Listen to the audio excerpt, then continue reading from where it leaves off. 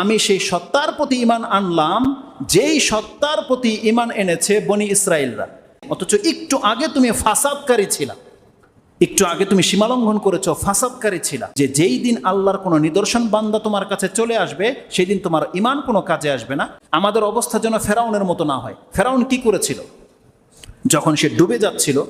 এটা আপনি পাবেন সূরা ইউনুস বা সূরা ইউনুস 10 নম্বর সূরা 90-91 নম্বর আয়াতে। যখন ফেরাউন ডুবে যাচ্ছিল, আদরাকাহুল গারাক, আল্লাহ সুবহানাহু ওয়া তাআলা বলেছেন, মানে এখন যখন তার পানির মধ্যে ডুবে যাচ্ছে তখন বলছে আমানতু আন্নাহু লা ইলাহা ইল্লাল্লাযী আমানাত বিহি বনু ইসরাঈল। তিনি বলছেন আমি সেই সত্তার প্রতি ঈমান আনলাম যেই সত্তার প্রতি ঈমান এনেছে বনি ইসরাইলরা। এই কথা যখন মানে ও আনা মিনাল মুসলিমিন, এবং ফেরাউন বলতেছে এবং আমি মুসলিমদের অন্তর্ভুক্ত।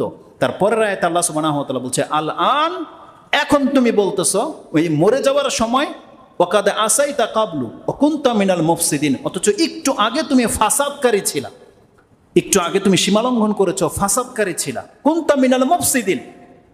এই জন্য আল্লাহ সুবহানাহু ওয়া তাআলা আমাদেরকে এই আয়াতটা বলেছে যে যেই দিন আল্লাহর কোনো নিদর্শন বান্দা তোমার কাছে চলে আসবে সেই দিন তোমার ঈমান কোনো কাজে আসবে না। আও কাসাবাত ফি ঈমানিহা খাইরা, তুমি ঈমান নিয়ে বসে আছো, ওই নিদর্শন এসে গেলে তুমি ভালো কিছু করবা, এই সুযোগ তোমাকে আর দেওয়া হবে না।